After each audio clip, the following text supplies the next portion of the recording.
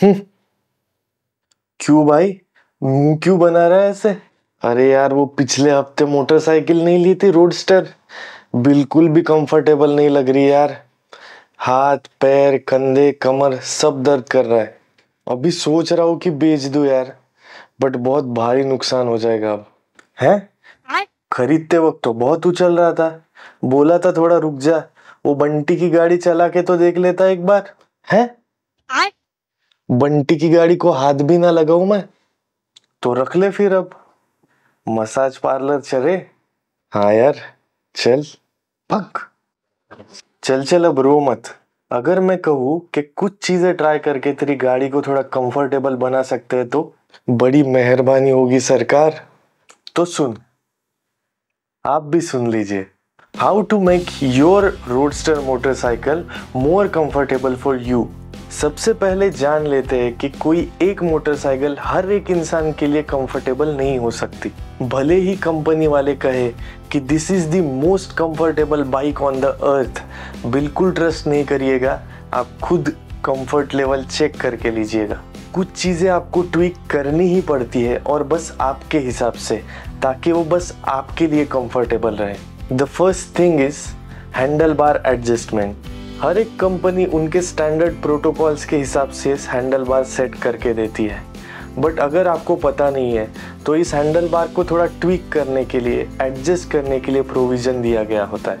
अगर ये handle bar आपको ज़्यादा आपकी तरफ झुका हुआ लग रहा है तो आप स्लाइटली उसको आगे भी कर सकते हो, और अगर ये ज़्यादा आगे की तरफ झुका हुआ लग रहा है तो आप थोड़ा सा इसको पीछे की तरफ भी टिल्ट कर सकते हो। इसको आपके हिसाब से एडजस्ट करने से आपके कंधों पे एक्स्ट्रा प्रेशर नहीं आएगा और आप ज़्यादा देर तक आराम से गाड़ी चला पाओगे। याद रखें कि गाड़ी के हैंडल को हमको इतना भी ट्विक नहीं करना है कि गाड़ी की पूरी हैंडलिंग ही ख़राब हो जाए। अगर ये करके भी प्रॉब्लम सॉल्व नहीं हो रहा है तो आप थर्ड पार्टी मैन्युफैक्चरर से कोई अलग हैंडल बार भी परचेस कर सकते हो।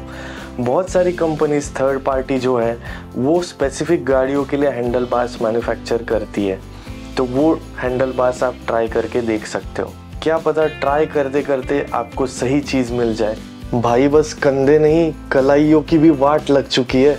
Wait, the second thing, clutch and front brake lever adjustment. Company की सेटिंग या बहुत ज़्यादा नीचे है या फिर बहुत ज़्यादा ऊपर है, इन दोनों के सिनेरियोज में आपकी कलाइयों को बहुत दर्द होगा।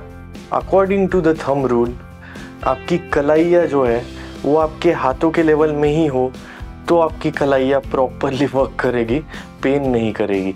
दोनों लीवर के जो बोल्ट्स होते हैं उसको थोड़ा थोड़ा ट्विक करके आप एडजस्टमेंट्स कर सकते हो। हाथ और कलाइयों का तो ठीक है, बट पैरों का क्या? Rear brake and gear lever adjustment, ये हर एक मोटरसाइकिल में तो पॉसिबल नहीं है, बट ज़रा चेक करके लीजिए आपके मोटरसाइकिल में ये पॉसिबल है या नहीं, क्योंकि this will make a lot of difference. अगर ये दोनों लीवर का पोजीशन आपके पैरों के हिसाब से सही लेवल पे नहीं है तो अननेसेसरीली गियर भी शिफ्ट हो सकते हैं या फिर रियर ब्रेक बेवजह ही अप्लाई होते रहेगा और घिसते रहेगा, और ये दोनों चीज़ें बचाने के चक्कर में आप पैरों की पोजीशन कंफर्टेबल नहीं रख पाओगे और ये सिचुएशन आपके लिए पेनफुल होगी। अगर पॉसिबल है तो ये चीज़ें आप जल्द से जल्द करवा लो। भाई इतनी सारी चीज़ें बोल ही दी है तो बम के बारे में भी कुछ बता दे यार। तो सुनो, सीट एडजस्टमेंट। सीट वाले भैया के पास जाके आप सीट का एडजस्टमेंट करा सकते हो, बट ये आपके राइडिंग स्टाइल पे डिपेंड करता है।